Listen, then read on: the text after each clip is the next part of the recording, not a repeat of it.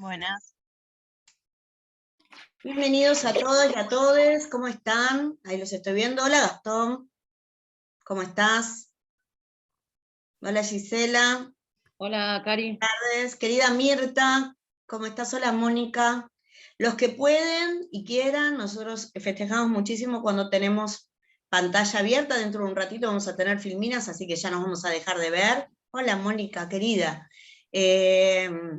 Así que mientras se van admitiendo todas las personas, hoy somos bastantes, los que puedan para poder y facilitar el intercambio, porque empezamos ya con... Hola. ¿Cómo están? Vamos a empezar ya con la primera fase que nos va a situar en los modelos hoy, pero vamos a empezar con algo de práctica, ¿sí? Ya de operadores, así que vamos a tener que tener intercambios fluidos. Bueno, creo que no hay nadie más en sala de espera. ¿Cómo están? ¿Cómo se encuentran? Sé que tuvieron problemas con... Primero decirles, este es el curso de abordaje de los consumos problemáticos, que mi nombre es Karina Cabrera, que me acompaña Claudia Molina y Vanessa Nedfeld como una JTP y otra ayudante de campo, y las ayudantes alumnas Luna Barro y Miriam Alévalo, que somos el equipo de este curso, y que agradecemos a la Secretaría de Extensión, a Ignacio Jantuchenko, a Sabrina, que hoy nos está hospedando, y Ivana, que nos da el soporte de esta plataforma. Para aquellos que tuvieron alguna dificultad en el ingreso al campus, porque no pudieron, no la querido blog, porque no pudieron, porque no había alguna dificultad, le decimos que vamos a extender una semana más la entrega del trabajo práctico. La evaluación que viene, que va a venir de este módulo y del anterior, es una de verdadero o falso, que no es excluyente, sí es obligatoria hacerla, pero no implica que si les da mal, están fuera, pero sí es una guía de la lectura de los temas que nosotros vinimos dando para ir acompañando un poquitito al situarse en esta parte que ahora empieza y es de carácter intensivo, y que tiene que ver específicamente con una parte teórica, pero con la incorporación de las primeras herramientas metodológicas que los van a acompañar como operadores. Ustedes saben que para aquellos que hicieron el primer curso y hacen este segundo, seguramente los que tienen los dos cursos aprobados van a tener la certificación de operador socioterapéutico en adicciones, ¿sí? Para aquellos que no, va a haber una posibilidad de recuperar el primer módulo, que es el que es introducción al abordaje. ¿Ok? Bueno, dicho esto sea de paso, hago una primera pequeña introducción y pasamos al desarrollo de las filminas. Para los que ya conocen la materia y laburaron en la materia, seguramente ustedes recuerdan que durante mucho tiempo, no sé quién está hablando, pero voy a silenciarlo por las dudas. Fíjense de estar silenciados, salvo que vayan a participar. Seguramente estuvieron, no sé si ustedes trabajaron unos años atrás, con modelos que se denominaban abstencionistas, o sea que negaban todo tipo de consumo para nosotros poder adscribir a una modalidad terapéutica. ¿Alguien estuvo o trabajó en esos modelos o sabe de eso? ¿No tienen experiencia en el campo? Al menos yo no. Bueno, los modelos que en algunas partes se siguen replicando, nacieron en los Estados Unidos, y era la negación, muy asociado al sistema médico, al que es el modelo médico-sanitario. Preveían que no tenía que haber ningún tipo de consumo de ningún tipo de droga, para nosotros poder acceder a un tratamiento o una comunidad terapéutica. De hecho, en Estados Unidos se sigue sosteniendo así, y en algunas comunidades acá también, sobre todo las que están ligadas a los contextos de encierro, ¿no? Para nosotros tener en contexto de encierro, en muchas situaciones de contexto de encierro, un tratamiento en base a lo que se denomina justicia restaurativa, terapéutico, yo no tengo que tener consumo de ningún tipo de sustancia, ni alcohol, ni tabaco. Este tipo de modelos son modelos que se denominaban tradicionales y que se basan en la abstinencia total a cualquier tipo de drogas. Hoy en día, con el advenimiento de la Ley de Salud Mental y entendiendo que la droga no es solamente sujeto, objeto, droga, sino que nosotros hablamos de esa triada, ¿no? sujeto, objeto y contexto, el modelo que nosotros aplicamos dentro de esta perspectiva se denomina modelo de reducción de daños. Y hoy en esta clase, antes de empezar a trabajar la primera herramienta metodológica, que es la anamnesis, vamos a dar un pantallazo para que ustedes sepan de qué se trata. ¿Alguien tiene idea de qué se trata y nos puede informar o tiene algún tipo de... ¿Lo escuchó? El link de asistencia lo pasamos al final, para los que preguntan. ¿No lo escucharon? ¿Desconocen? ¿Quieren que vayamos directamente a las filminas? ¿Te puedo hacer una consulta? Hola Gonzalo, ¿cómo estás? Hola. ¿Cómo estás? ¿Cómo es? ¿Cómo te va? ¿Cómo es el modelo que dijiste recién que no llegué Se llama a notar? reducción de daños. Se llama Modelo reducción de de daños. reducción de daños. Sí. Ahora cuando ingresan al campus, todo lo que digo, menos anamnesis, que se desarrolla en esta unidad y en la que viene, pero yo ya la cuelgo apenas salga de acá, está en el campus. El módulo, que son unas hojitas chiquititas, para que a ustedes les quede el material, pero también van a tener las filminas. Entonces entran al campus y tienen las filminas que va a guiar lo que nosotros dijimos en la clase. Así, por Bárbaro. ejemplo, no sé, si pueden hacer una pregunta, pero no se están perdiendo todo el tiempo con las notas y esas cuestiones. ¿Querés, Buenísimo. Miru, empezar con las filminas? Ahora, Sí, Cari, Cari, puede ahora ser reducción, Mónica. sí, reducción de riesgos de la salud, mejora la calidad de vida. Exacto, reducción de daños. Se basa en eso, en un concepto que es integral y que introduce dentro de lo que era sujeto, objeto, droga, la tercer pata, que es el contexto. Y específicamente es el espíritu de la ley 26934, que es la ley de Jacob, que toma en cuenta la comunidad. Ahora igual lo vemos bien pormenorizadamente, como para evacuar todo tipo de dudas. Miru. Ahora comparto pantalla. Sí, Cari, ¿cómo están todos? Ahora comparto pantalla para que se pueda ver. Perfecto. Ahí está la primera. ¿Se ve? Sí. ¿Lo pueden Ahí ver está. todos? ¿Lo vemos? ¿Lo ven bien? Sí, yo lo veo perfecto. Muchas Sí, se ve gracias, bien. Miru. Bueno, ahí empezamos con la primer filmina, que tenemos, a ver si les puedo agregar una cosa acá. Estaba tratando de mandarles, pero no sé si puedo. Que tenía una foto, bueno, después les paso un videíto que les va a sumar. Bueno, esta clase específicamente se trata del modelo de reducción de daños. Y en realidad, el modelo de reducción de daños es la contrapartida de un modelo que nació antes, que es el modelo abstencionista. El modelo abstencionista lo tenemos como el modelo tradicional. Cuando empieza a hablarse de consumo problemático, ya como en realidad se habla como drogodependencia o adicciones. Recuerden que nosotros lo situamos en Estados Unidos, en realidad cuando se empezaron a abrir los primeros centros de salud mental después de las guerras mundiales, también con los movimientos pacifistas, empezaron a haber centros de atención que se basaban en este modelo, en el abstencionista o modelo tradicional, que tenía como, digamos, eje central que no se debía consumir ningún tipo de drogas para nosotros poder ingresar a un tratamiento terapéutico. Quien consumía algún tipo de drogas era orientado a salir o se lo medicaba de manera extrema con prácticas absolutamente invasivas y no respetuosas ni de sus derechos ni de su salud. Es el primer modelo de abordaje. Con el tiempo, con la respuesta y sobre todo con el advenimiento de la ley de salud mental y específicamente con la ley de Jacob, sale el modelo de reducción de daños. Y se puede resumir en aquellas acciones que promuevan la reducción de riesgos para la salud individual y colectiva y que tengan por objeto mejorar la calidad de vida de los sujetos que padecen consumos problemáticos, disminuir la incidencia de las enfermedades transmisibles y prevenir todo otro daño asociado, incluyendo muertes por sobredosis y accidentes. El foco entonces acá no está puesto en el objeto droga, en negarlo, sino en el sujeto y en su calidad de vida, en el tipo de vida que va a atravesar, en cómo consume, en qué consume.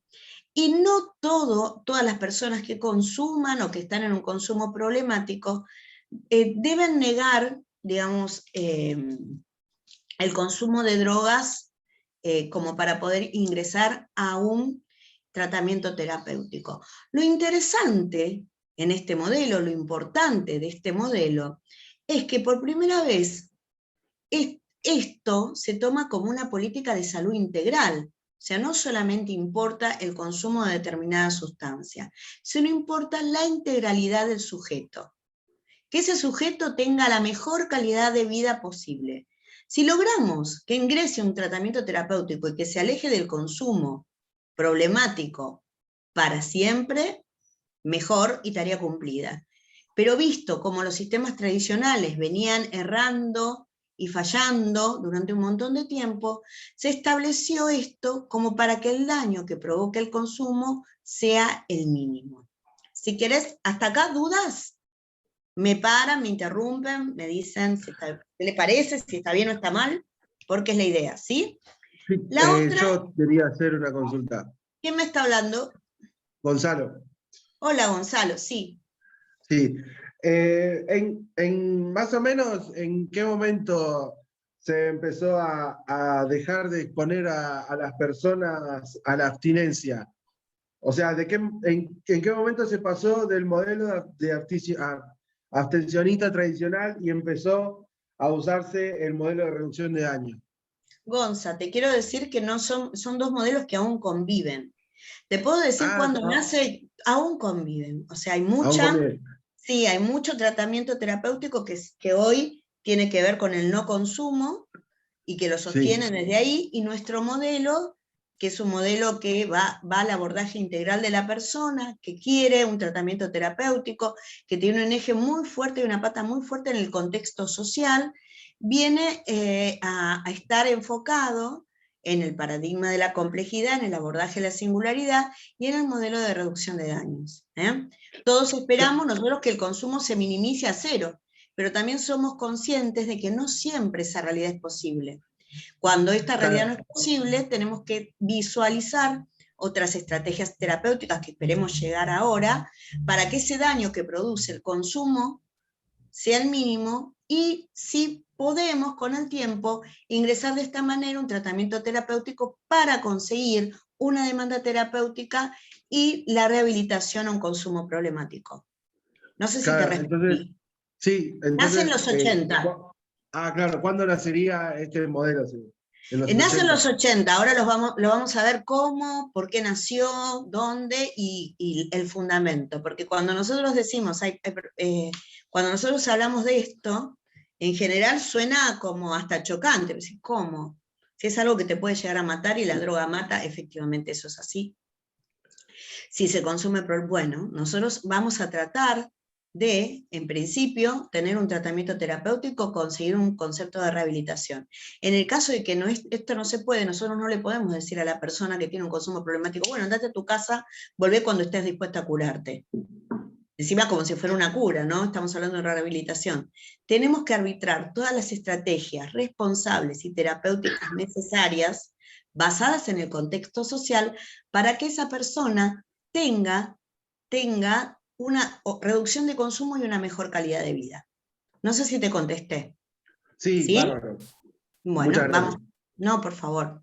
El modelo abstencionista, el origen es la tradición prohibicionista norteamericana, con un sesgo moral y segregacionista, asentado en la fallida guerra contra las drogas. Su propósito es preventivo y asistencial y es de carácter coercitivo. El tratamiento de la enfermedad, fíjense que acá lo ven como una enfermedad muy ligado a lo somático más que a lo psíquico. Nosotros hablamos de padecimiento mental según la Ley de Salud Mental, y la respuesta punitiva de su alternativa.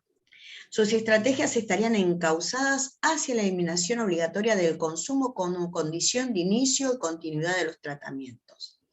Nace, en realidad, esto y se sostiene y se criminaliza el consumo. Y nosotros tenemos una gran tradición en nuestro país de criminalizar a un pibe porque está fumando un cigarrillo de marihuana y detenerlo. Perdón, esto está muy relacionado con la ley López Rega. Ay, pero maravilloso. La ley López Rega, ¿querés comentarla vos, Blog? Siempre tan brillante. Gracias. Bueno, la ley López Rega en realidad era una ley también de carácter punitivo, donde lo que se condenaba era al consumidor. Entonces los médicos tenían la obligación de dar parte a las fuerzas cuando una persona estaba en una condición de consumo problemático, en aquel entonces no se denominaba de esa manera, y por ende eran inclusive aislados, encerrados, y, y de eso se trataba básicamente, era totalmente punitiva. Absolutamente. Esto está en el material del primer módulo de la clase, ¿no? Cuando nosotros hicimos un comparativo de las leyes, y la ley López Rega tenía esta mirada que no es casual. López Rega venía de una... Hoy justamente tuvimos un programa específicamente sobre el derrocamiento de Allende en el Congreso de Washington, con todas estas medidas maravillosas que se tomaban, que eran de índole de carácter coercitivo y que buscaban criminalizar el consumo, ¿no?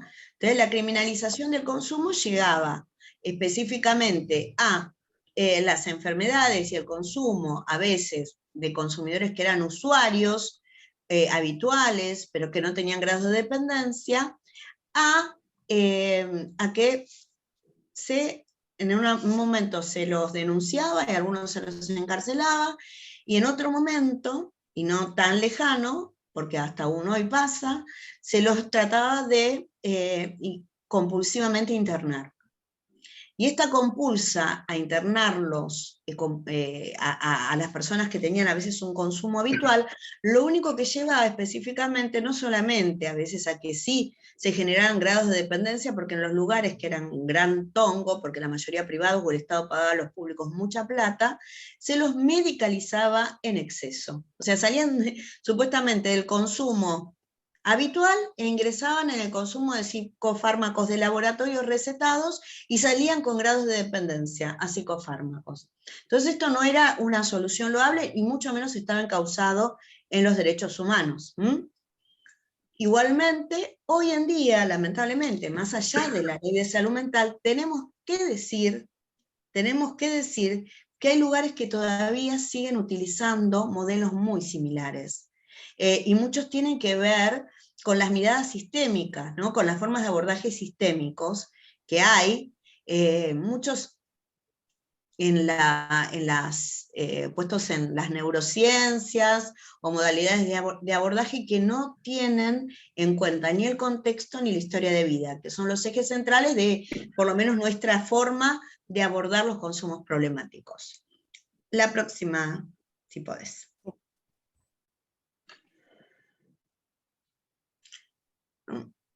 ¿Te salteaste una o no? No, viene esta. Bueno, la reducción de daños la reducción de daños se basa en 3 ejes centrales. Es posible reducir e eliminar los daños sin que necesariamente se deba abandonar el consumo.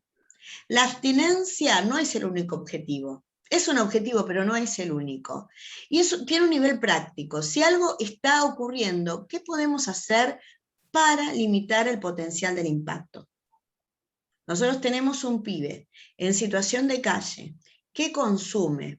Nosotros conseguimos generar un vínculo, que vaya a algún lugar, a algún CPA, a un grupo de autoayuda, de vez en cuando. Ese pibe va a salir y va a seguir consumiendo.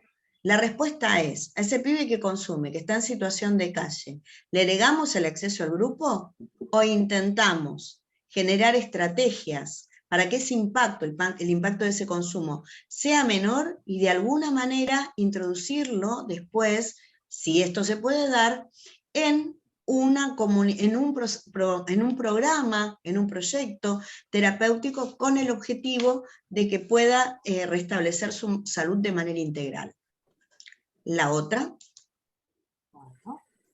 Bueno, este modelo abstencionista se basaba mucho en indicar, ¿no? Señalar. Las palabras que usaba era adicto, drogadependiente, se buscaba la funcionalidad de la familia, por qué una persona consumía. Se decía familia disfuncional, padre ausente, y esto todo estaba en lo que ahora vamos a ver en la anamnesis. Se veía cómo estaba disgregada la estructura y se señalaba a esa persona para volver a ser un miembro funcional de la sociedad. Todo lo que nosotros decimos todo lo que nosotros sostenemos, todo lo que nosotros estamos contando, tiene específicamente que ver con modos de ver la realidad.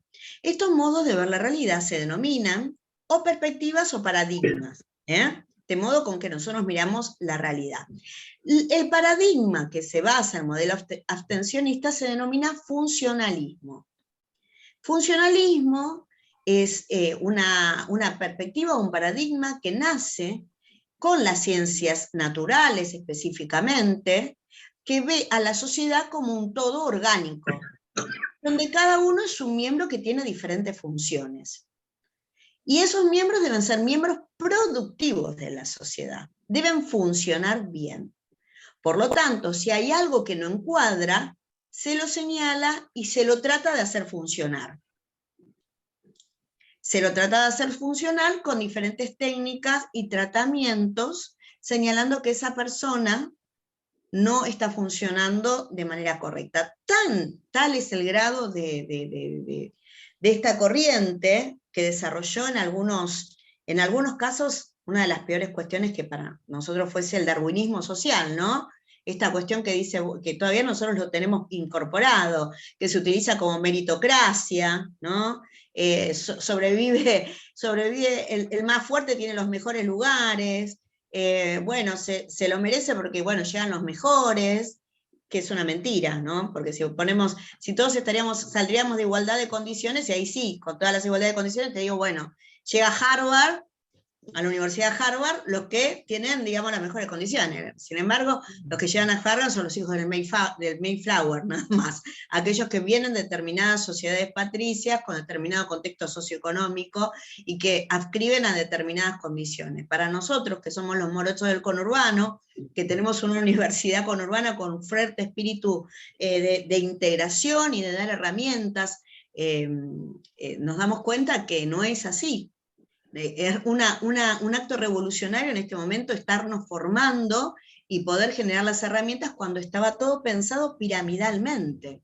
El abstencionismo se basa en ese funcionalismo. Aquel miembro de la sociedad que no funciona es señalado y se le prescribe un tratamiento de antemano pensado, sin saber cuál es la historia de ese sujeto, de dónde viene, cuál es su contexto, cuál es su potencialidad, cuál fue su historia de vida.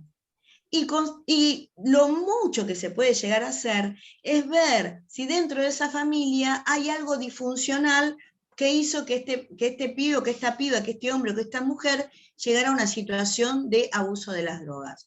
Por supuesto que gran parte del funcionalismo se basa en el etiquetamiento, ¿no? El drogadependiente, el alcohólico, y se le prescribe un tratamiento como si fuera un molde. Nosotros, desde el modelo de reducción de daños y desde el modelo que nosotros utilizamos, que es de la complejidad, decimos que los abordajes deben ser singulares. Específicamente, no hay un tratamiento para el consumo problemático, sino hay estrategias, que es distinto. Y estas estrategias se basan en historias de vida. El modelo abstencionista o el modelo tradicional niega el contexto, por lo tanto, niega esa historia de vida. Tanto Karina, como Miru, como Mónica o como Blo, que son los que veo acá en estos cuadraditos mientras pasamos la filmina, tienen, digamos, las condiciones, si tienen un consumo problemático de lo que fuere, se les prescribe el mismo tipo de tratamiento, sin pensar que Blo, Mónica y Miriam tienen historias distintas, necesidades diferentes, tienen capaz que dar respuesta a otras cuestiones, y quizás se encuentran en otra situación de consumo. Por otro lado, el negar el consumo a priori como condición per se, o sea, condición en sí misma, para seguir cualquier consumo problemático, muchas veces lo que traía aparejado era el abandono temprano de esos tratamientos, sin ningún sostén y sin ningún referente que guíe. Por lo tanto, las recaídas eran más profundas. ¿Por qué? Porque se venía precisamente de otra situación de fracaso y eso era otra herida yoica. Entonces, esto era todavía más profundo, esa persona caía y recaía y consumía aún más porque no había podido ser contenida. Lo más extremo de este modelo, lo más extremo, eran los centros de salud mental a donde bajo tratamiento psicofarmacológico y procedimientos como electroshock se trataba de alejar a las personas del consumo y se los sometía a serios periodos de aislamiento social para que puedan reconstruir un sujeto nuevo. Porque la idea central es que sea funcional a la sociedad y que no sea ni una carga, ni que sea, digamos, una carga y que no sea un distractor. Entonces, ese aislamiento, periodos de aislamiento donde pasaban en celdas mucho tiempo, les recomiendo la película Inocencia Interrumpida, donde ahí pueden ver el modelo, cómo se desarrolla, cómo todo tiene que ver y se trabaja. Perdona que te... Sí, mi amor. Perdón que te corte. Sabri habla. Nombraste la película y es una película que estuvimos trabajando. Yo estoy haciendo la carrera de AT actualmente. Y nada, cuando empezaste a hablar, te lo quería decir antes, pero bueno, no me animaba. Me ayudó muchísimo la clase anterior, que fue la primera, para un parcial que tuvimos que preparar, y justamente nos tocó sobre esta película que estás hablando ahora, Inocencia Interrumpida. Un montón del material de la primera clase me sirvió, así que nada, yo ya les recomendé a todas las chicas de la comisión que se unan para el próximo curso. Todo esto que estás diciendo, aparte me ayuda para un parcial que tengo próximamente para armar. Es maravilloso cómo lo dan y todos los aportes que están haciendo. Lo tenía que decir, perdón, si no sé. Ay, Sabri, pero justo nombraste la gracias. película y nada, me sirvió un montón. Así que perdón que lo interrumpí ahora, pero justo nombraste la película y lo tenía que decir. Muchas gracias, Sabri, y la verdad es que el equipo es maravilloso. Nosotros siempre trabajamos en grupo, a veces a los ponchazos, a veces, pero siempre desarrollamos los contenidos en grupo, de un montón de gente que está acá y un montón de gente, no está en este curso mi compañera Gladys, con la que todo el tiempo estamos pensando, porque están en otra, tenemos compañeras que gracias a Dios están desarrollando en otros lugares muy exitosamente. Ella está trabajando en una comunidad terapéutica, pero todo el tiempo estamos trayendo, somos apasionadas de los materiales y tratamos de que sean lo más didáctico posible, sabiendo que estos espacios son tan bonitos porque precisamente existe una interdisciplina maravillosa. Y eso nos nutre mucho, así que muchas gracias, Sabri. Inocencia Interrumpida precisamente trabaja el modelo abstencionista. Acá Nélida, a ver qué dice, que me parece tan interesante. Si Lu, lo querés recoger vos del chat, Lu o Miriam, o Vane o Claudia. Sí. Miriam. A ver, espera que me fijo. Mi hijo está en tratamiento ambulatorio y hace un mes tuvo una recaída. Y lo primero que hizo fue acudir a su operador y enseguida se pusieron en contacto con los profesionales del lugar. Fíjense ustedes, ese es el modelo de reducción de daños. En otro modelo se quedaba fuera del tratamiento. Y el rol que van a tener ustedes tan fuerte como operadores, de generar este vínculo y lazo empático, de saber que dentro del proceso terapéutico una recaída es una situación dolorosa y traumática, pero no impide que uno continúe en el tratamiento terapéutico. Esto era una locura que llegó a altas tasas de suicidio. O sea, altas tasas de suicidio. Fíjense lo que era situaciones de electroshock, que son descargas para inhibir los lóbulos centrales, situaciones de aislamiento, ¿no? Compulsivos. Y no sé si interrumpidos, y encima todavía es una versión hasta light de lo que sucedía. Privación de la libertad ambulatoria, privación del... Sí, blog. ¿Puedo sumar algo también?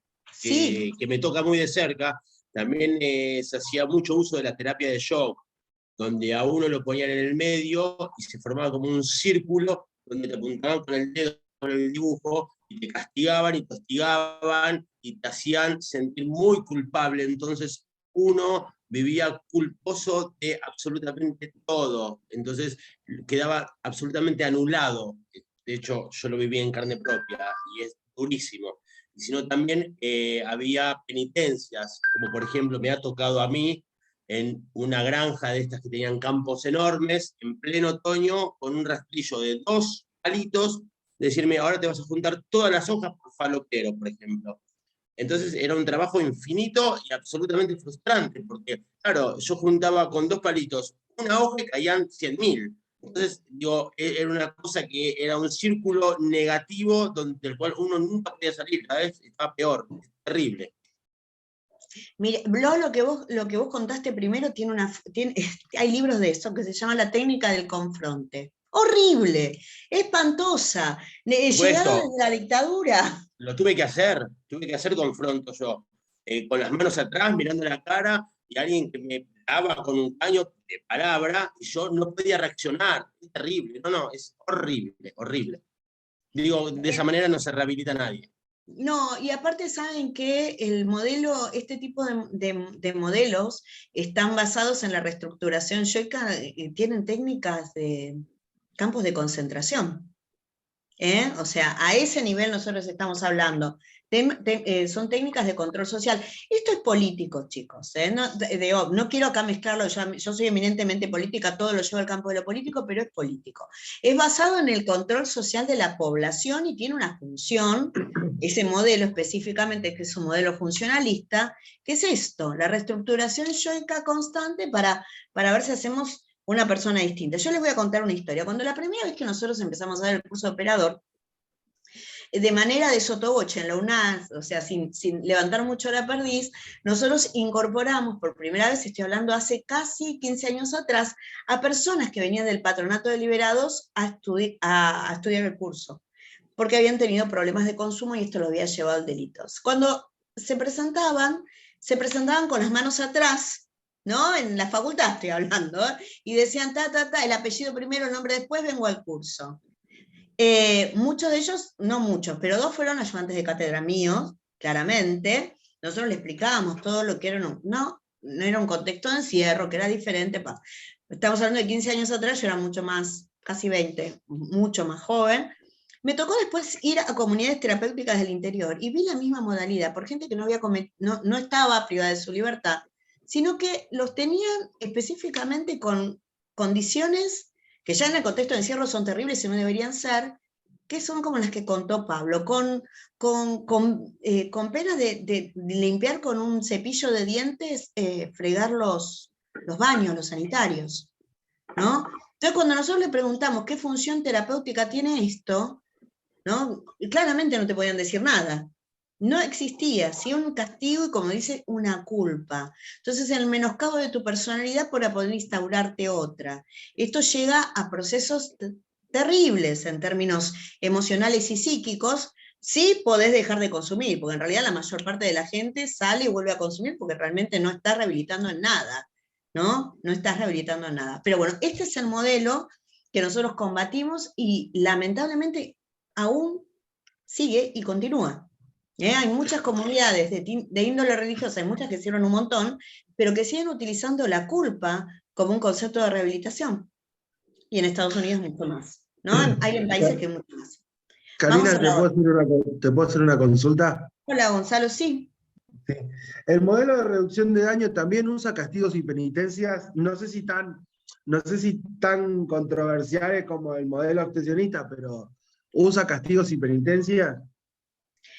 Y en realidad nosotros decimos que no debería usar castigos y penitencias, pero nosotros, viste que te dije, Gon, que estamos entre 2 modelos. Y hay comunidades que, si bien están situadas, entre muchas comillas, en el marco de la ley de salud mental, tienen técnicas que para nosotros no son adecuadas.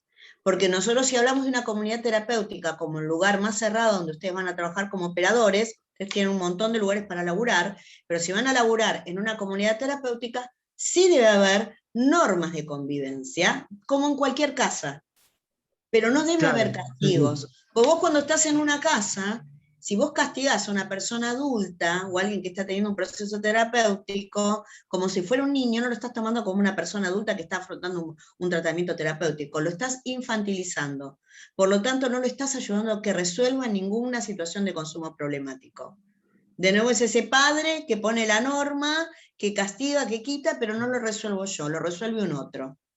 Y la idea es que yo llegue a construir mis mecanismos yoicos necesarios para poder enfrentar el consumo problemático, y si estoy en una situación de recaída o si sé que voy a recaer, generar un lazo empático valorado en la confianza para que mi operador pueda darme la apoyatura necesaria para que yo no consuma. Fíjate qué diferente. Te castigo, no salís este fin de semana. No, tengo que tener el sostén y ganarme y generar un vínculo empático. Obviamente que es mucho más complicado, sí, por supuesto. Hay que trabajar ese vínculo empático. No sale de la nada. Yo no me gano la confianza de ustedes de la nada porque me ven nada más con anteojos y dando clase. Es una construcción que se da en el tiempo, pero no, es la construcción válida. Y es la construcción que es respetuosa de los derechos humanos y está centrada en las prácticas humanitarias. No es un porque sí o me parece que esto es mejor. Tiene un resguardo en lo que dice la ley de salud mental que nos enmarca y tiene el resguardo de los derechos humanos. Y desde ahí nosotros nos paramos y tratamos de generar prácticas humanitarias respetuosas de los derechos humanos de la persona que nosotros sabemos que, por la ley mental, así lo dice en el artículo 4, está sufriendo un padecimiento mental. ¿Cómo se va a castigar a alguien que está con un padecimiento mental? ¿Cómo se va a castigar a alguien que uno tiene que ser el sistema de apoyo? Sí, claramente hay normas de convivencia que después las vamos a especificar bien, que se deben cumplir, que reestructuran el yo, que tienen que ver, pero se usa la palabra como una construcción con el otro, como el puente, ¿sí? Bueno, no sé si te contesté, Gon, ¿está bien? Sí, bárbaro. Bueno, acá tenemos el modelo de reducción de daños. Esta es una campaña. Si vas a consumir, acordate de estos consejos.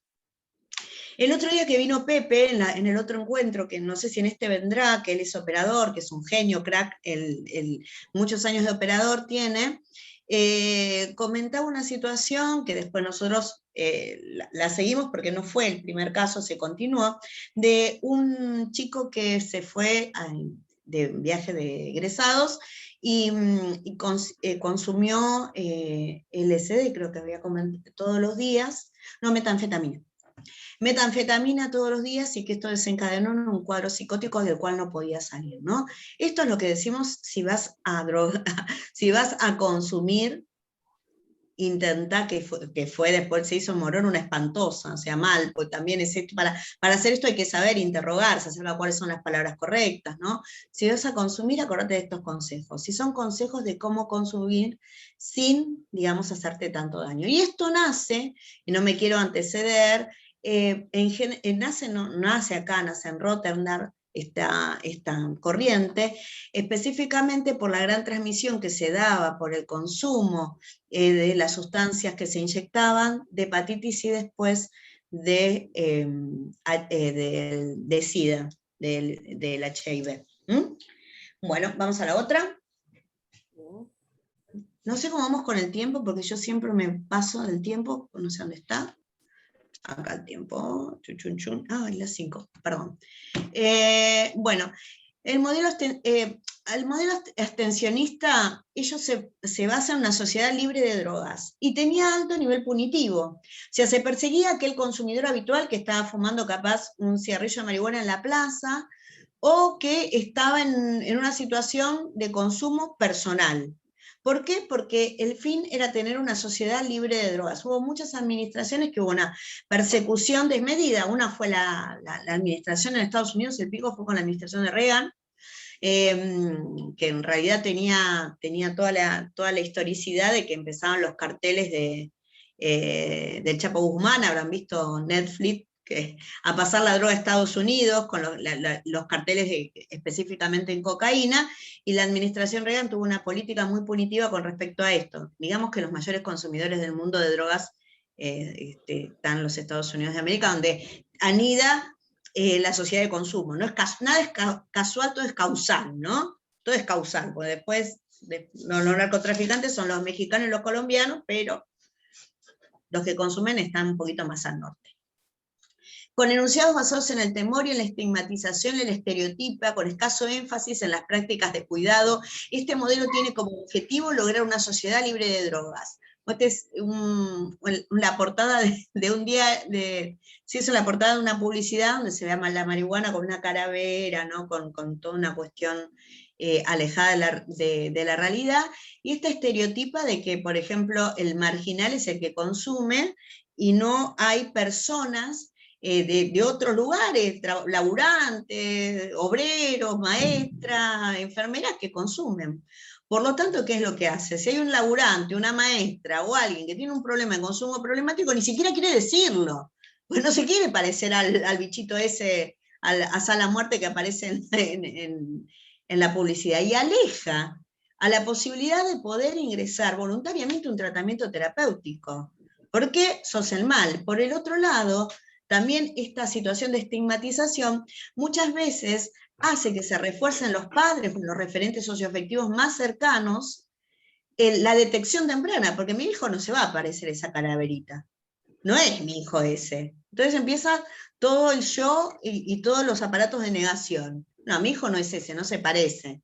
Entonces, en vez de poder intervenir desde la salud, estigmatizamos y segregamos, y basándonos en un simple modelo que decimos, bueno, no, es un modelo que específicamente quiere una sociedad libre de drogas, lo que estamos poniendo es un sombrero punitivo y no estamos resolviendo las situaciones de consumo problemático. La próxima.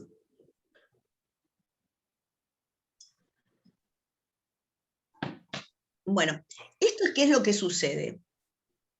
El sesgo más importante del modelo del abstencionismo, estoy re bien con mi lengua y mis palabras.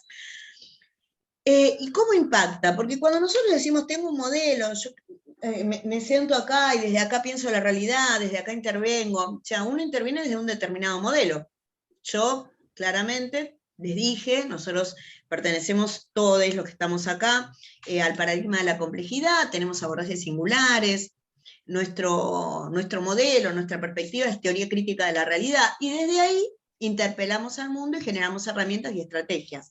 Es como nuestro marco, ¿vieron? Yo me muevo acá, hago esto porque yo creo que en la medida de que el mundo está pensado desde este lugar, voy a tratar de, primero, ser respetuosa de los derechos humanos, generar políticas adecuadas, etcétera, etcétera, etcétera.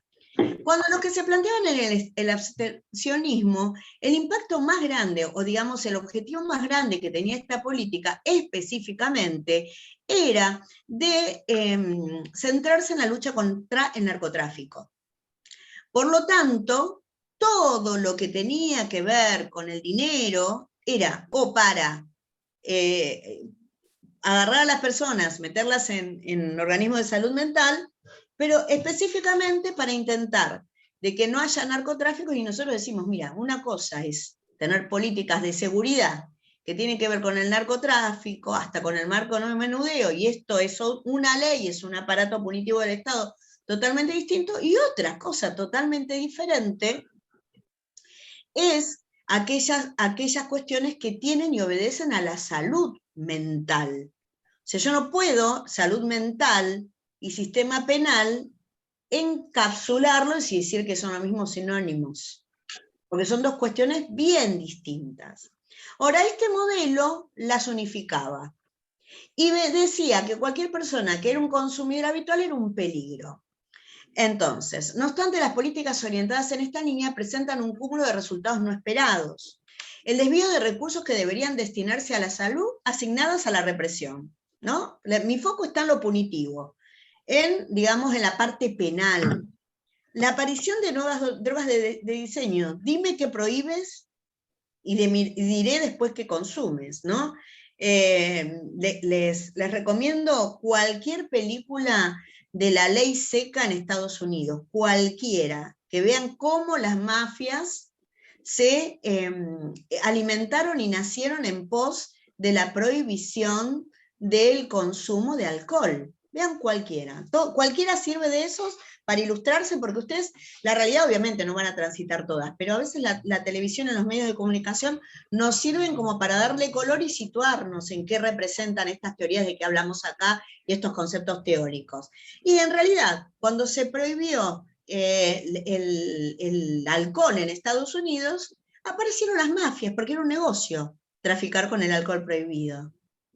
Hay un gran negocio detrás de esto. O sea, el prohibicionismo y estos sistemas de seguridad, que a veces son necesarios, porque tampoco podemos dejar que sobrevuelan avionetas por todo nuestro deseado país, son una cosa que tiene que estar acotada al orden de la seguridad. Pero por eso no podemos descuidar la salud. Y cuando hablamos de consumo problemático, no estamos hablando de seguridad ni de narcotráfico. Después, si quieren, traemos a la gente de la Policía Federal, del sector de narcotráfico, y que nos comenten cuáles son las políticas de narcotráfico que nada tienen que ver con este curso y que no son sinónimos. Y esto lo acentuamos así porque muchas veces cuando nosotros decimos, o vamos a tomar cursos los que hacemos posgrado y que tenemos como un fan por hacer programas, sobre todo los que somos criminólogos, nos encontramos con consumo problemático como sinónimo de narcotráfico y nos viene a dar un muy galardonado general de algo que trabajó con narcotráfico. Y a nosotros eso no nos interesa. Nosotros pertenecemos al orden de la salud. Y esto lo tenemos que tener muy diferenciado. Cada cosa en su lugar. Después, si quieren, y si les gusta, y lo solicitan, y lo hablan, armamos, digamos, desde la seguridad, ¿qué implicaría el narcotráfico? La ley penal. Acá estamos en el orden de la salud mental. Esto es muy interesante que ustedes lo identifiquen. Por eso, la última ratio, se dice en derecho penal, o sea, el último de los eslabones es la internación compulsiva, porque es privarle de la libertad a alguien que tiene un padecimiento mental. Hasta acá queda claro, esto es sumamente importante. De verdad es sumamente importante. Porque es cambiar el foco del paradigma. ¿Y por qué nosotros hacemos tanto hincapié en esto? Porque nos pusieron el paradigma de la peligrosidad del que consumía. Y eso nos lleva a abordajes tardíos y desacertados. Así que, digamos, esto importante y puntito, asterisco, resaltado en todos los colores. Karina, ¿te puedo hacer una consulta? ¿Quién está hablando? Jorgelina, Karina. Hola, Jorgelina, ¿cómo estás? Bien, ¿sabes que yo hice un curso, fue una charla, me escribí en una charla de una universidad de Jujuy sobre consumos problemáticos? Sí. Y la persona que dio el curso ese hablaba de la marihuana, ¿no? Y decía que como que todo lo contrario, decía como que el tema de legalizar la marihuana era un negocio y que en realidad que se decía que se legalizaba por los chicos que tenían autismo y que es una mentira porque los casos de autismo eran, por ejemplo, no me acuerdo el número exacto que dijo, pero por decirte 1 millón, y que la cantidad de marihuana que se está sembrando es como 5 veces más, que no existe, que en realidad es un negocio para el Estado, algo así nos planteaba, o sea, nos planteaba como que nada que ver. No sé qué profesional hablaba, pero te digo cuál es el negocio para el Estado, los laboratorios. Sí. De claro, todas las drogas permitidas, digo, porque realmente si hay algo que volteó gobiernos en nuestro bendito país, en toda América Latina, fueron los laboratorios. Y todo lo que es el consumo problemático de medicaciones que después llegan a grandes situaciones de dependencia. Y esto no es una defensa de la marihuana, o sea, si nosotros podemos ser libres de cualquier droga, bienvenido sea, porque son cuestiones que quitan nuestra libertad. ¿Quién quiere perder la libertad? Nadie, nadie, nadie. Ahora, si hay estudios con cannabis, tendrían que venir a hablar médicos especialistas. Yo soy una criminóloga, abogada y trabajadora social que me especialicé en esto. Entonces, cada cual debe hablar de lo que sabe, ¿no? Parece una pavada, ¿no? Pero es así. Y para hablar de los efectos que produce el THC, que no es el que se fuma, sino que viene en gotas, y no es en autismo, sino tiene que ver con las convulsiones, tiene que venir a hablar un médico. Entonces, yo desconfío mucho cuando viene alguien que no es del orden de lo que sabe. Sí, el poder de las publicaciones es abismal, y nosotros ganamos la ley de salud mental cuando las querían ganar los laboratorios. Desconfío muchísimo cuando viene alguien, y sobre todo hablarnos. ¿Es abismal el consumo? Sí. ¿Se está acrecentando? Sí. ¿Tenemos que tomar muchas medidas? Sí. Muchísimas. Los pibes cada vez bajan el umbral del consumo, es una realidad. Ahora, no mezclemos todo, esos son datos de la realidad. Para lo otro, que venga gente que sabe, que nos explique si realmente son anticonvulsivas o no. Yo tuve la suerte de participar en el Congreso cuando se hizo el tratamiento de la ley, y realmente las madres de Mamá Cultiva tenían sus médicos, y fue un debate, y la verdad que muy cuidado, fue un debate donde cada uno decía y ponía sus saberes de un lado y del otro, y en realidad tienen todos los fundamentos y los hechos bibliográficos y hasta videos filmados de cómo los pibes convulsionan menos con THC, y cómo también sirve para, ¿cómo es que se llama? Como mucho mejor que la morfina, por los efectos de la morfina para aquellos pacientes que son terminales. Más de eso, tenemos que, si quieren, llamamos a un médico y que nos explique de un lado y del otro quién está de acuerdo. Yo estoy absolutamente convencida por los profesionales con los que trabajé, la doctora Gabriela Dueñas, el doctor Racit, que comentaron que era que sucedía en la sinapsis neuronal de la convulsión, que es un cortocircuito en las neuronas, y como eso lo relajaba y hacía que tengan una mejor calidad de vida. Y con respecto a si uno tiene una enfermedad terminal y tiene que elegir, muchos que tienen cáncer o pasaron cáncer, yo tuve personas muy cercanas, entre el THC y la morfina, que incluso llega a situaciones paranoides terribles en lugares terminales de la vida, y yo me quedo con el THC. Pero es mi perspectiva de alguien que es abogada y no médica, ¿ok? Claro, yo lo entendí y me pareció como muy fuerte, porque pensando en una madre que tiene un chico autista o que tiene una enfermedad tan tremenda y puede calmar el dolor o lo que fuere con eso, digo, como que él diga, bueno, curar a 100 chicos o tratar a 100 chicos, es más importante no legalizarlo, no sé, lo ponía así, ¿viste? Claro. Yo, de verdad, ¿cómo es que se llama? Les sugiero a todo el mundo que en realidad escuchen de las personas que están autorizadas, porque es un tema muy lábil, ¿sí? O en este momento, negar o a alguien ponerlo preso, no sé cuál es la solución, porque tiene 2 plantas de marihuana, me parece que hay que buscar otras, no sé, hay que buscar otras soluciones, no me parece ni siquiera moral a esta altura de mi vida. Mi parecer es así y lo creo con fundamento. Bueno, continuamos. La habilitación de detenciones masivas promoviendo el encarcelamiento y violaciones a los derechos humanos, sobre todo de los sectores más vulnerables que están principalmente asociados al microtráfico, y la consecuente estigmatización de las personas que usan drogas. La próxima. Bueno, esto es lo que dijimos, ¿no? La criminalización del consumo. Hay varios casos, está el caso Arrieta, como emblemático, donde cuando se metió preso por 3 años alguien por tener 3 cigarrillos de marihuana. A este nivel, nosotros estamos hablando de personas que después le cambian la vida para siempre. Para siempre. Entonces, es muy fácil la mirada punitiva, porque lo encarcelo, pum, ya está, soy una cifra más. En realidad no soluciona ningún conflicto. El caso del Fue Fight, sí, es verdad. A ver, la otra. Bueno, los programas de reducción de daño anuncian todas aquellas políticas, programas y prácticas orientadas principalmente a reducir las consecuencias adversas, sanitarias, sociales y económicas derivadas del consumo de drogas psicoactivas legales e ilegales, sin abandonar necesariamente el consumo. Este planteo abarca tanto a la salud pública como a los derechos humanos, buscando rechazar la estigmatización y la discriminación de cualquier persona por el mero hecho de usar drogas. La próxima.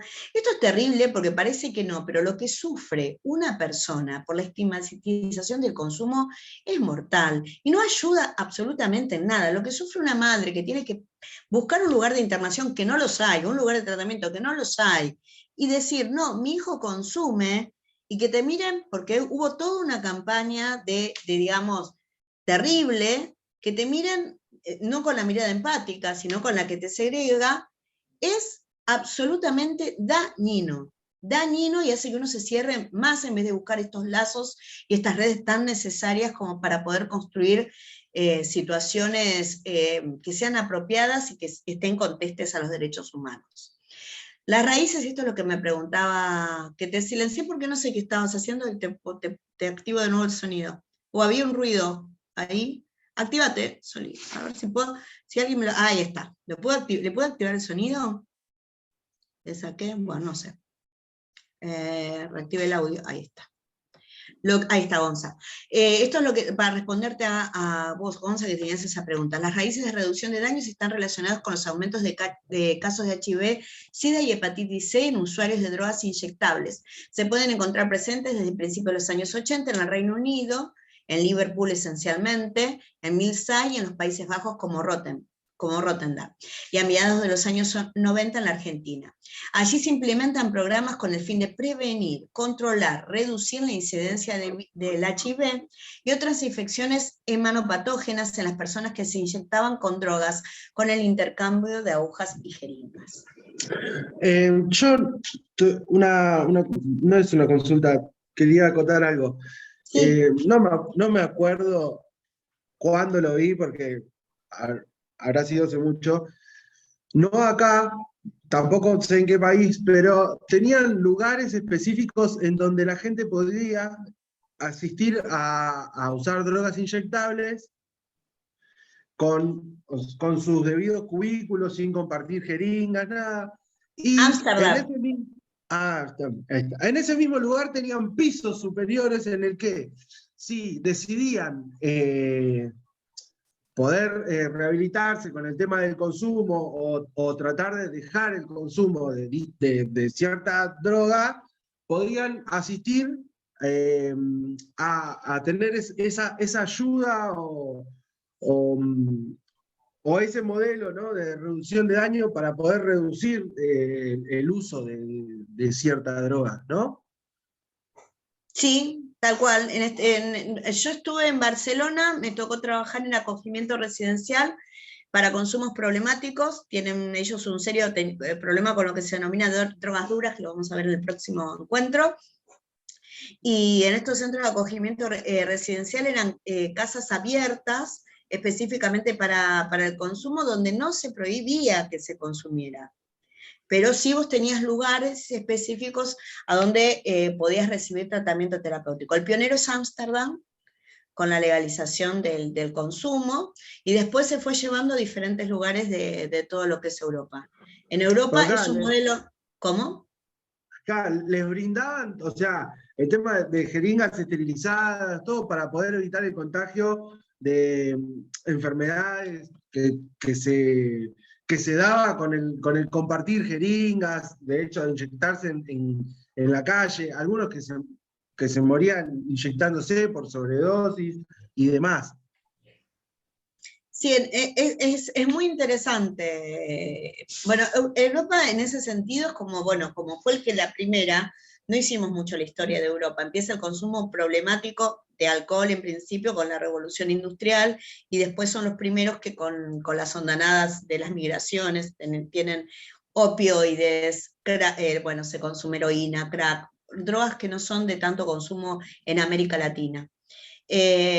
Con el advenimiento después de la posguerra, esto impactó muchísimo en los jóvenes que quedaron poco jóvenes, fue muy diezmado, fue un territorio de guerra, y las drogas duras empezaron a circular muy fuertemente en el mismo momento que empezaban los contagios. Hubo todo un movimiento de toma de casas y demás, a donde estaban las personas que consumían, que sigue hasta ahora, que es un movimiento de ocupas, que también es muy interesante y está ligado al arte. Ahora no tanto, pero al principio, cuando a mí me tocó conocer Europa, sí, estaba un poquito más ligada al arte y demás. Y en esos lugares ya había este tipo de abordajes, y le estoy hablando de los 90, plena época de los 90, ya había este tipo de abordajes artesanales, casi que después se transformaron en políticas públicas. Y fueron pioneros, porque fueron los primeros que tuvieron esa droga, en trabajar este tipo de drogas y este tipo de consumo de drogas duras, y trabajar reducción de daños. Karina, Bueno, ¿cómo estás? sí. Hola, para contar, ¿Quién habla? Claudia. Hola, Clau. ¿Cómo estás? Nosotros ya estuvimos en otro curso con vos. Yo al menos ya estuve en otro curso con vos. Quería acotar algo de lo que dijo el compañero Gonzalo, creo que se llama. Hay una persona que se llama Damián Cook, que suele subir videos los domingos, bueno, tiene 3 o 4 videos de lo que es las drogas, sus orígenes y todas esas cosas, y hay una parte del capítulo de uno de los videos que él sube que habla justamente lo de esto, lo de las jeringas, que hay lugares donde van y le dan las jeringas esterilizadas y hasta la droga mismo que consumen en, qué sé yo, en medidas como para que ellos puedan, qué sé yo, abastecerse, ¿no?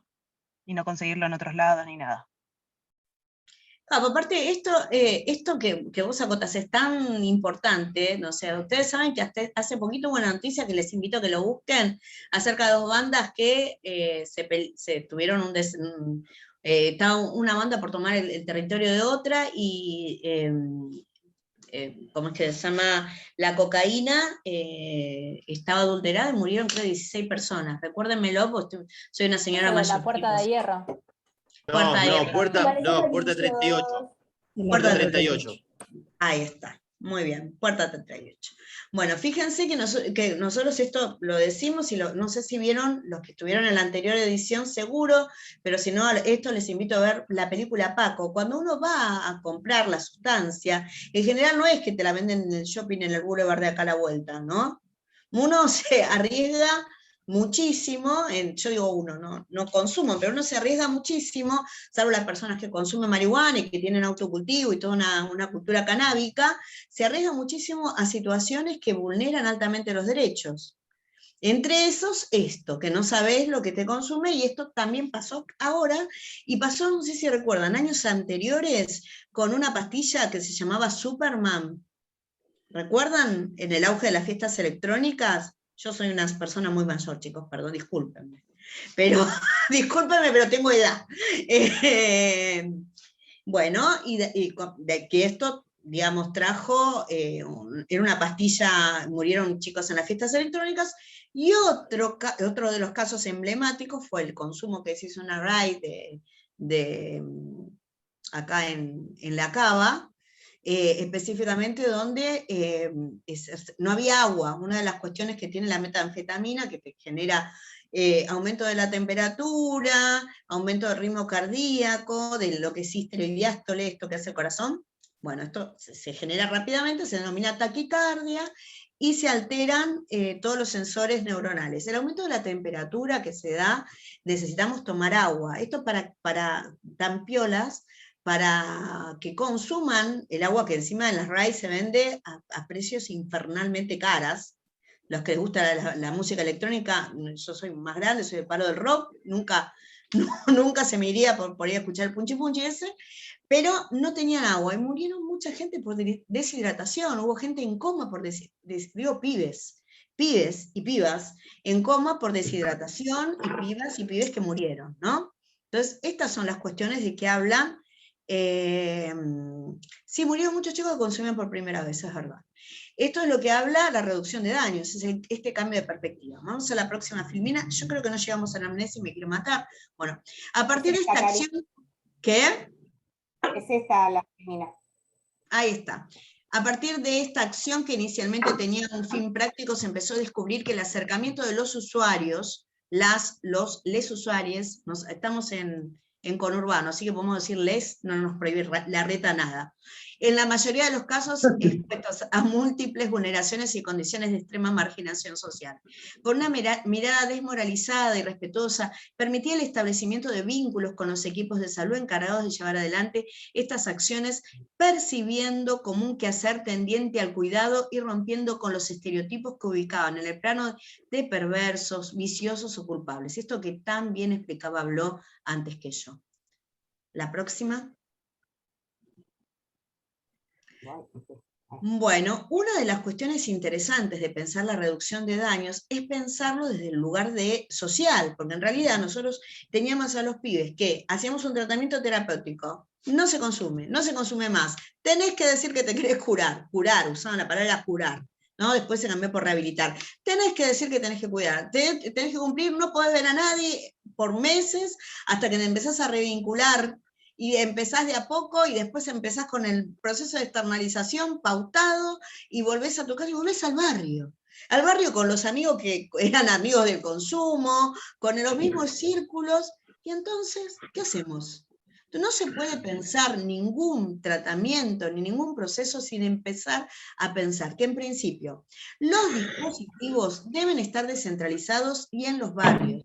Cuanto más, digamos, más cerca del barrio esté el dispositivo, más posibilidad de tener éxito va a tener.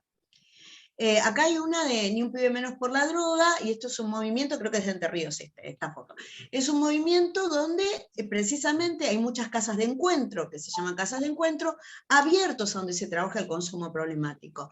De esta manera se posibilitó que muchas de estas personas pudieran acceder a los servicios de salud pública para entender las diversidades de problemáticas que los atravesaban.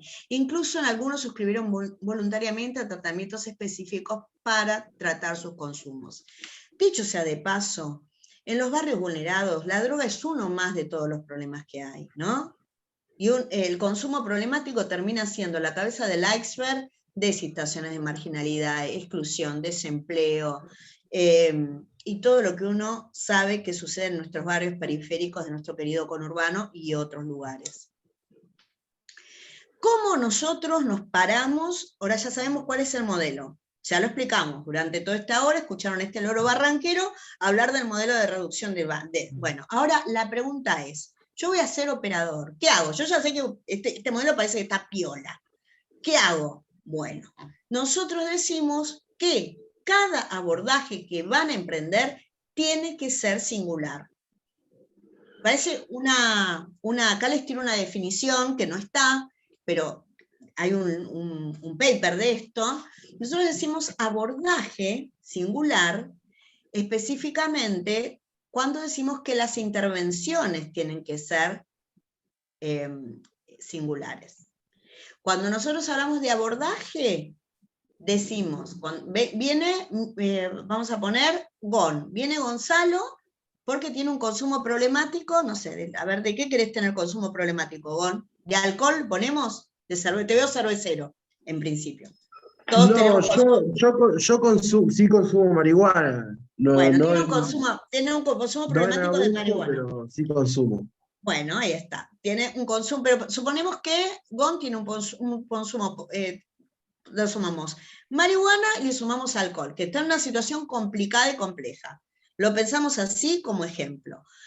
Cuando viene al dispositivo, sea cual fuere, Gon va a tener un conjunto, capaz que empezó con el consumo problemático porque tenía que ver y se desató porque justo tuvo una situación de desempleo, falleció alguien en la familia, venía una situación que se dieron varios sucesos que nos pasan en la vida misma, desafortunados que hicieron que ese consumo que era recreativo o que era usuario, generara una situación de consumo problemático.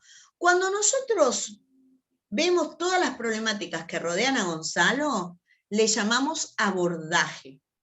Cuando vemos todo esto, porque si Gon llega ahí a generar un tratamiento y dice, no, la verdad es que pongamos que Gon es más chiquitito y está terminando el secundario. Dejé el secundario, mi mamá, no sé, tiene un problema de salud,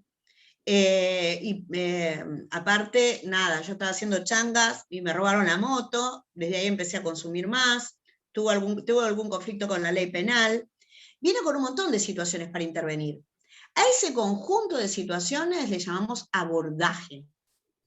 A la porción nosotros yo digo es la pizza entera, ¿no? Es el combo que uno viene con todos los problemas, con un montón de problemas, que le vamos a intentar dar soluciones o establecer enlaces en red. O sea, el dispositivo no labura solo, va a laburar con el colegio de Gon, si pongamos que Gon tiene una situación ficticia 15 años, para ver si con el ATR podemos conseguir que se reincorpore al colegio, con el sistema de salud y la salita, si la madre está enferma, para ver si podemos generar que esa mamá sale de salud, para ver si se puede conseguir alguna situación de, no sé, o subsidio alimentario, o algún programa o algún plan, o si no tiene, no me sale, chicas, ayúdenme, ¿cómo se llama el subsidio, chicos?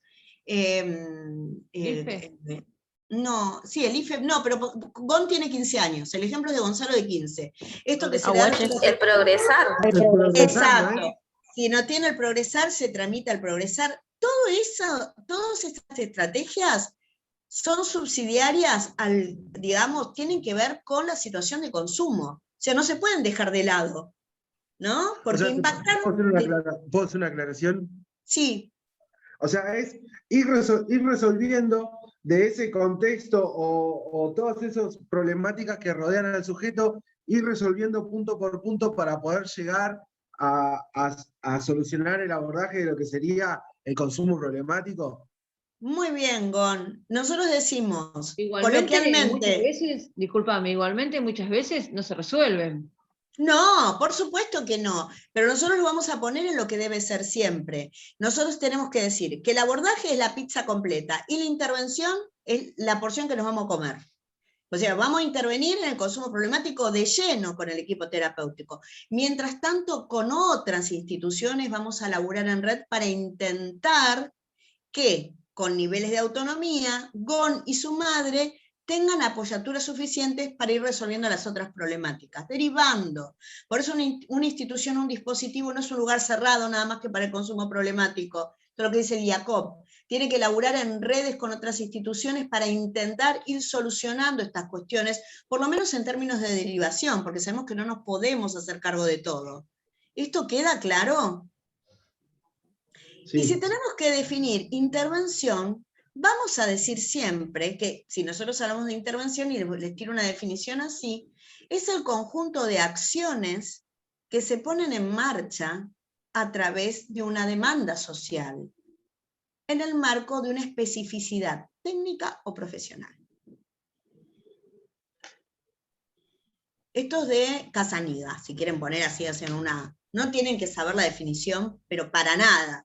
¿Pero qué significa? Yo voy a atacar el consumo problemático, pongámosle en términos casi de la anterior teoría, pero voy a tratar de resolver, lo resuelvo con el otro.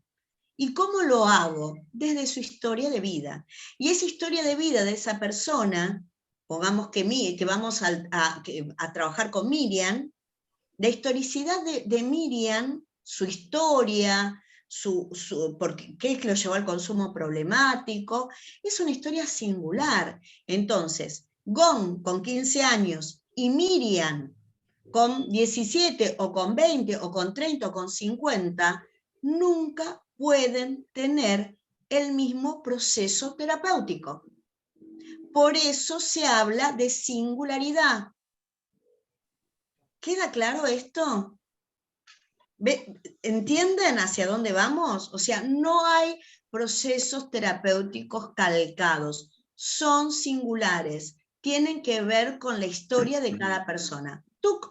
Nos ponemos en el otro paradigma, y el otro paradigma que decía, no, son todos calcados, no importa la historia, sujeto-objeto, medicalizo y tienen que dejar de consumir. Claro, con el paso del tiempo se fue cambiando todo esto, se fue ayornando a nuevas cosas. Pongámosle sí. Que en algunos lugares sí, tal cual. Pongámosle que en otros lugares no. Se supone. También chicos, hay mucho negocio en esto, no me voy a extender, pero cuando nos encontremos vamos a hablar bien, hay mucho negocio. Mucha clínica del centro de Recoleta, que sigue siendo sistémica, ¿no? Entonces, hay mucho negocio en esto y en la salud hay mucho negocio, no vamos a decir solamente en el consumo problemático. Por eso tenemos que nosotros ser profesionales generados y formados en conciencia crítica, de saber que está bien para hacer lo correcto y de poner las estrategias basados en una forma de pensar. Castoriadis dice elucidar la práctica, o sea, repensar la práctica. Yo tengo todos estos contenidos teóricos, voy a hacer con estos contenidos teóricos que tengo. Y cuando hago, vuelvo y repienso, ¿esto está bien o esto está mal? En este ida y vuelta, que es esta praxis, que voy y vengo con el conocimiento a la práctica, es donde constituyo aquellos saberes que son adecuados para los abordajes. Por eso siempre son singulares. Bueno, este modelo incorpora además la propuesta de instituciones asistenciales públicas, abiertas, ¿no? No está ya privatizado, no está cerrado. Bajaron grande la exigencia donde se puedan planear un trabajo progresivo que atienda a los tiempos singulares de cada persona, con objetivos intermedios orientados a alojar y a tratar a los usuarios, estén o no dispuestos a abandonar el consumo de sustancias. Acá vamos a hacer un asterisco que es bastante interesante. Tenemos que diferenciar en qué dispositivo está cada persona. No cualquier persona es para una comunidad terapéutica cerrada y no cualquier persona está en condiciones de estar en algún dispositivo abierto. Hay consumos realmente muy problemáticos que van a requerir determinadas situaciones asistenciales, incluso a veces hospitales de la salud mental, porque están asociadas a otro tipo de patologías concomitantes y va a haber situaciones que queremos que sean los menos, a donde se va a compelir por medio de la justicia que esa persona haga un tratamiento. Esto no significa que esto se haya borrado del mapa, esto está, pero está bajo un protocolo, que es el protocolo de riesgos, y está bajo todo un sistema judicializado para respetar los derechos humanos. Como cuando decimos esto es una foto de Cascallares, nuestro exintendente y actual diputado en Almirante Brown, se toma la reducción de daños como una política pública, por lo tanto, es deber del Estado, el Estado más pequeñito, el municipal, provincial y nacional, en todos los órdenes, generar los dispositivos de abordaje. Ya es del orden público, pertenece al pueblo, es de la salud. Fíjense qué importante. Pasamos a la otra. Según cada historia de vida, que esto es lo que nos decimos, es preciso el reconocimiento de que muchas veces los riesgos que atraviesan los usuarios de las sustancias no están relacionados solo por sus consumos, sino que están asociados al tipo de políticas con las que se pretende combatir las drogas, vulnerando derechos, aumentando los estigmas y exponiéndolos a riesgos, situaciones de riesgo innecesarios. Los factores estructurales, como la pobreza, el racismo, el sexismo, influyen con la vulnerabilidad de los individuos y los grupos. Esto es muy marcado en aquellas personas que se encuentran, digamos, en aquellos grupos donde los derechos están siendo más vulnerados. Hicimos un estudio de consumo problemático en contexto de encierro de mujeres, y en realidad mientras el hombre iba, consumía y a veces cometía un delito para poder consumir, la mujer iba, consumía, a veces tenía narcomenudeo, pero muchas veces la moneda de cambio del consumo era ella misma con su cuerpo. Entonces había situaciones prostituyentes que hacían que esa persona se entregue para poder consumir. Fíjense si no hay derechos vulnerados antes que el consumo problemático, ¿no? Digo, como interrogante se los dejo. El próximo. Esto es lo que hablábamos, comunidad como eje de los abordajes, creo que está duplicada mal ahí. Uno de los desafíos es la búsqueda del bien común, ¿no? De esto viene la definición de comunidad. Común, unidad. Con respecto a los temas, chicos, por favor, silénciense ese ruido afuera porque después me van a matar con las... cuando se reproduzca el video filmado. Común unidad, ¿no? Esta situación de comunidad común unidad como para tener un objetivo para trabajarlo. No se puede pensar un dispositivo por fuera de la comunidad que tienen la situación de consumo problemático. Con respecto al tema de los abordajes para los consumos de sustancias psicoactivas, en nuestras comunidades hoy severamente fragmentadas. Tiene que ver, por eso es necesario, para no volver a la fragmentación, el trabajo en red. Nosotros vamos a ir a trabajar un dispositivo, mañana nos contratan, salen todos de acá brillantes, tienen todos cursos tienen todos laburo como operadores. Lo primero que hacen es ver la red de instituciones que nuclea ese dispositivo donde van a tener asiento. Porque las van a necesitar, los contrataron al minuto 1, al minuto 2, van a necesitar de esas instituciones. Y los teléfonos a donde se deriva. La fragmentación nos hizo, yo me ocupo de esto, y no es así. Así no se soluciona nada en términos de lo social y mucho menos de lo sociosanitario. Tiene que ver con la posibilidad de respetar y aceptar las diferencias, las diferentes elecciones de sus miembros, de pensar que habrá personas que no están dispuestas a abandonar completamente los consumos. Ahí quedó como medio. El modelo de reducción de riesgos juega un papel fundamental, porque da lugar a la posibilidad de construir prácticas subjetivizantes. Esto significa, partiendo de uno, o sea, son diseños estratégicos y personales, sostenidas en una ética respetuosa de los derechos humanos y fundamentalmente una ética de respeto al sufrimiento. Nadie que está con consumo problemático es una persona feliz. Está padeciendo, es la palabra padecer, ¿no? Y es como que en este sentido nosotros tenemos que hacer un parate y empezar a entender que el otro está sufriendo y tener conceptos de alteridad. Fundamentalmente una ética y respeto de los modos que cada cual elige o encuentra para estar en su mundo. ¿Cómo se sostiene su historia de vida? La próxima. La próxima no, creo que puse 2 veces. Oh, espera. Ahí. A comunidad como eje de los abordajes, bueno, y acá termina por más manos que abracen y menos dedos que señalen, que sería un poquitito lo que nosotros intentamos hacer en este curso. En educación popular, que trabajamos en contexto de encierro, se llama pedagogía del amor, y acá son prácticas basadas en el amor. Uno no puede empezar una práctica sin entender la complejidad de la historia de vida que el otro tiene que atravesar y lo que carga, y esas cargas de vida que tiene que llevar. Si no lo entendemos desde el amor, estamos al horno y con papas. No nos sirve. No le va a servir al otro, no nos va a servir a nosotros. Vamos a ser asalariados de la tristeza de otra persona.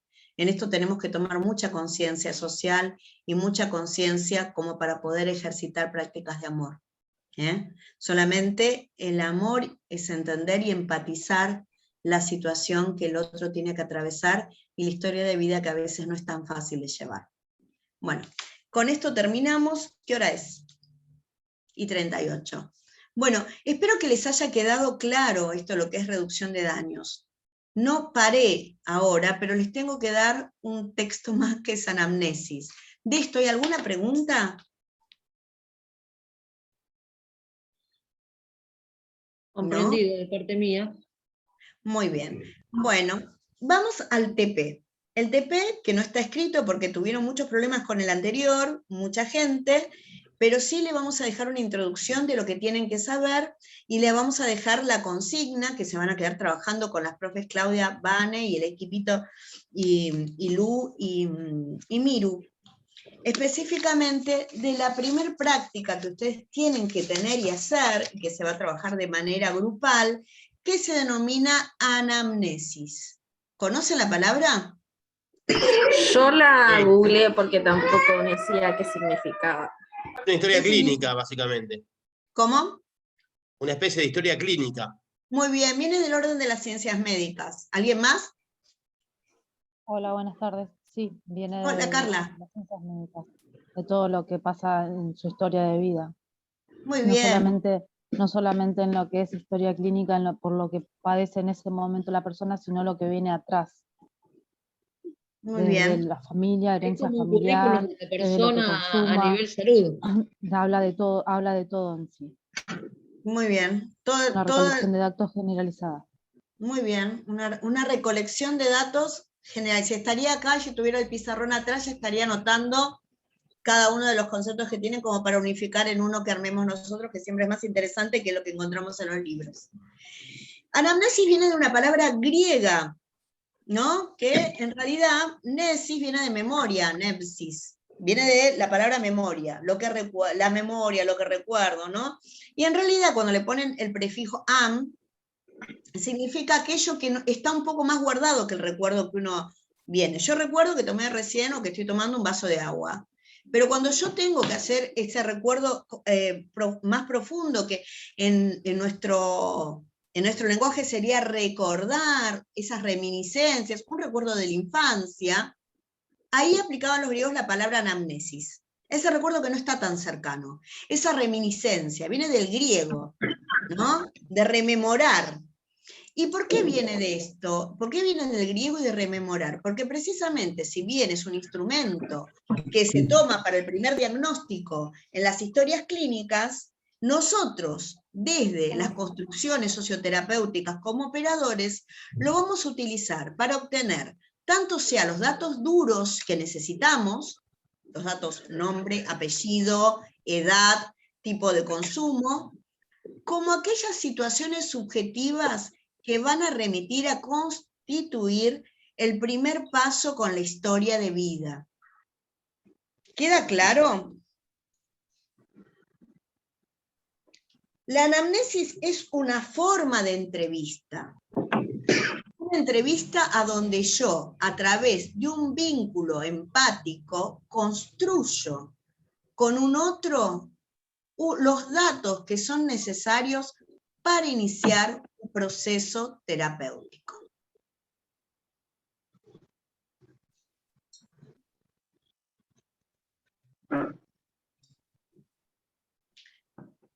El TP va a consistir entonces de A2, esta vez lo cuelgan en el campus, de A2 y lo cuelgan en el campus, van a realizarse una anamnesis donde alguien tenga un consumo problemático de la sustancia que quieran que sea, y el otro sea el operador socioterapéutico que le haga las preguntas que son necesarias. No más de una carilla, no más de una carilla, y la fundamentación, digamos, necesaria de por qué se hizo. Y lo tienen que traer para la próxima clase. ¿Puedo hacer una consulta, Karina? Gonzalo.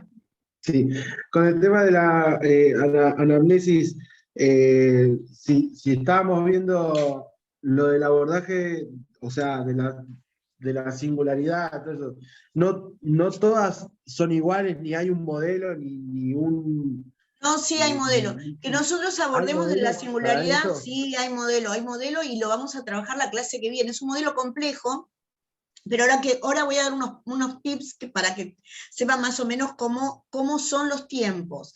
La primera parte de la anamnesis son los datos. Pero antes de yo tomar los datos, yo tengo que tener un acercamiento empático para esa persona, que nosotros llamamos preparación en ese momento. Preparar con preguntas aleatorias acerca de cómo estás, qué haces, cómo te sentís, tomás mate, querés jugo. Generar el ambiente adecuado, no parecía un interrogatorio policial, ¿no? Sino un ambiente empático para que la otra persona pueda fluir con su decir.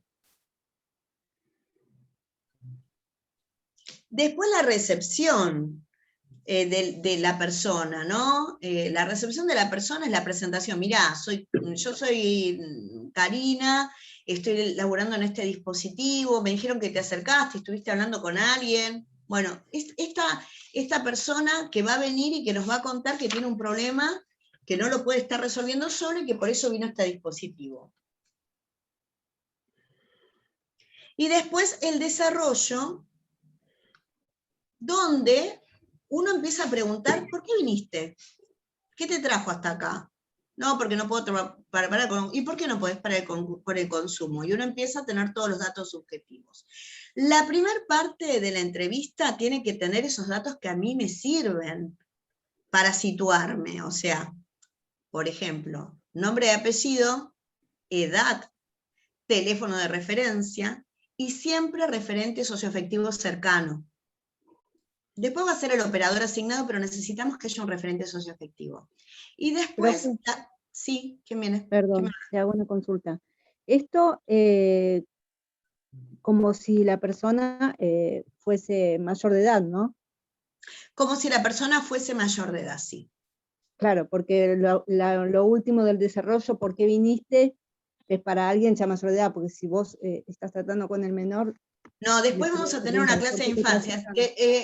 De mi equipo no me acuerdo, ahí está la compañera Gladys, que no la había visto, ahí está presente, que es nuestra compañera que también ayuda, que es ayudante del curso. Que no la había nombrado. Bueno, entonces podemos decir que tenemos quién va a ser, si viene otra persona, podemos poner un asterisco con él que nos da la información adecuada, que es la persona que es su referente afectivo, y esto lo llamamos informante. Después los datos de identificación, y acá lo que incluye nombre, apellido, edad, sexo y dirección, teléfono de referencia, un segundo teléfono, y el motivo de la consulta. Esto como dato duro. al principio. Y a su vez, si da, desde cuándo consumís, qué consumiste, estuviste en otros tratamientos, no estuviste, más o menos desde cuándo consumís, ¿tenés algún otro síntoma para ver si hay alguna enfermedad concomitante, o sea, que haya aparecido? ¿Esto te llevó a situaciones que no deseaste? ¿Alguna situación que te incomodó? Todas son preguntas que ustedes seguro que se les van a ocurrir más, pero que tienen un protocolo que a nosotros nos sirve y es también de acuerdo al dispositivo, ¿no? Ya sabemos, por ejemplo, en una comunidad terapéutica que vienen personas que están derivadas de la ley, ¿y por qué viniste? Y no, vine porque me pusieron los ganchos y me trajeron acá, claramente, ¿no? Pero sí todo esto de cuándo fue el consumo, cuál es... ¿Vos pensás que hay alguna causa que detonó, que a vos te hizo que detones el consumo problemático o no? Simplemente empezaste una escalada y no pudiste parar. ¿Tuviste antecedentes personales de consumo? ¿Hay alguien en tu familia que consume? Bueno, todo esto hacia la anamnesis y le pedimos que sea de manera, digamos, de a dos, que lo hagan de a dos, y lo traemos para la próxima clase, ¿les parece? Bueno, yo voy a salir del Zoom y les voy a dejar con las profes para que las orienten en el TP. Les agradezco mucho su atención, espero no haberlos cansado, hablé como un loro toda la clase. Muchas gracias, muy interesante. Gracias, profe. Bárbaro, gracias. Muy clara la clase. Chao, profe, gracias. Abrazo a todas, a todos. Gracias. Hasta luego. Gracias, hasta luego.